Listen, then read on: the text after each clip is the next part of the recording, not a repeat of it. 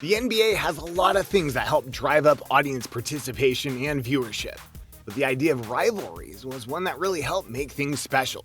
Because when you had players hating each other so bad they wanted to win over them at any cost, that meant intense games. But there were times when NBA players hated each other on their own teams as well. Allow us to show you some examples of both. Be sure to like the video and subscribe to the channel. Number 6. Shaq and Kobe. Let's start this off with easily one of the most iconic and sad of the bunch given recent events. The Lakers after the departure of Magic Johnson. Well, they weren't really the Lakers, which isn't saying much in that they lost a Hall of Famer and an absolute legend of the game. But when Kobe Bryant came in, things looked to get better, but it wasn't enough. So the Lakers brought in Shaquille O'Neal to make an epic tag team, like Magic and Kareem or Wilt and Jerry before them, that could win titles, which they did, splendidly in fact. They won 3 of the 4 titles and then seemed destined to do more together. But they were very wrong. Resentment boiled up in Kobe as Shaq was the focus on the team and not him. Shaq wasn't happy with how Kobe was treating him, and thus he got traded to the Heat and won a ring in quick fashion with D. Wade. Kobe bit back though and won 2 more rings with the Lakers. Their feud was legendary until January 2020 when Kobe died, and Shaq was left destroyed because he knew he would never get to truly make up with the man he once called friend, brother, and teammate. Number 5. LeBron James and Cleveland. This one needs no context. So hear me out. For the longest time, LeBron James was the savior of the Cleveland Cavaliers. He was their star player, star of the league, and was destined to win them a title, eventually. But after many years with them, he bowed out and went to the Miami Heat, where he did indeed win 2 rings alongside Chris Bosh and Dwayne Wade, to which Cleveland and the Cavaliers hated LeBron for it. To the extent that when LeBron returned to Cleveland, they pelted him with objects, booed him loudly, and for a very long time, and the GM of the team said they would do everything in their power to win without him. They didn't. It wasn't even close. But eventually, LeBron did come back to Cleveland, and he did actually go and get them that ring he promised oh so long ago. But by doing that, he found himself with another problem. Number 4, LeBron James and Kyrie Irving. Whether they want to admit it or not, NBA players have a lot of ego in them with only a few exceptions. And when you know you have the talent to lead a team to victory and yet are overshadowed by a more popular player, that's going to cause friction.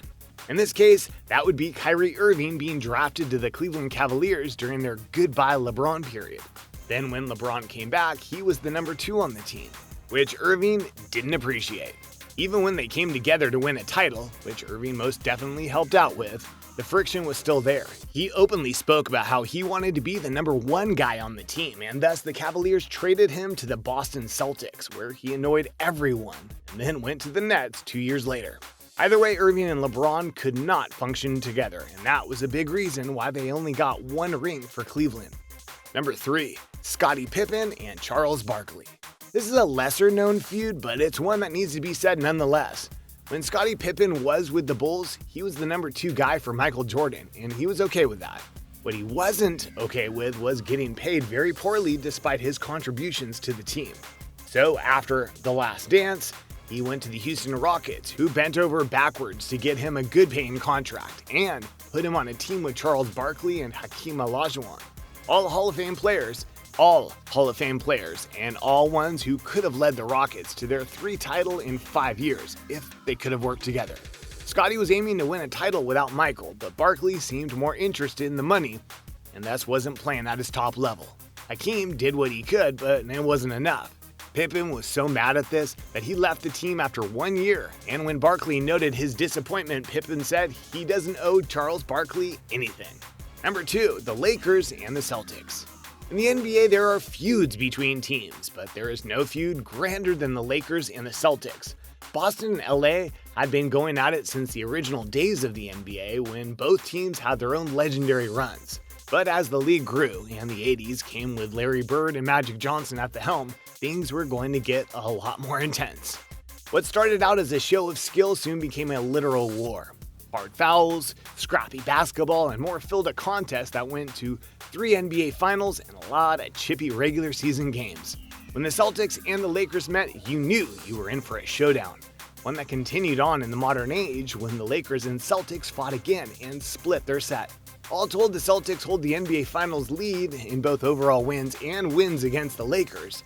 Should they meet again in the finals, you can expect even more hate and bitterness. Number 1, Michael Jordan and the Bad Boy Pistons. The story of Michael Jordan and the Bulls is one of phases. Most people remember the 90s run where they won 6 titles, but that wasn't the start. Nor does it account for the massive hill they had to climb in order to make it to the next level. That hill was the Detroit Pistons, whom had the moniker the Bad Boys because of their physical and very defensive gameplay style. For multiple reasons, the Pistons went up against the Bulls in the playoffs, and for many of those years, the Pistons won, and they beat down Michael Jordan to help ensure those wins, even making the infamous Jordan rules to help make sure the Bulls couldn't beat them. Eventually, the Bulls did pull through, but the hate was what drove them to victory. Michael Jordan hated the Pistons and star Isaiah Thomas so much that it's widely believed that his influence led to Thomas not being on the 1992 Olympic Dream Team. Jordan denies it, of course, but hate can make you do a lot of things. There you go, a look at some pairs of NBA players who hated each other either across the court or on the same team. Which of these pairs did you find the most surprising or beautiful in their heated hatred of one another? Do you remember watching these matchups or clashes when it came time to play? What current NBA heated rivalries do you find the most compelling? Let us know in the comments below. Be sure to subscribe, and we'll see you next time on the channel.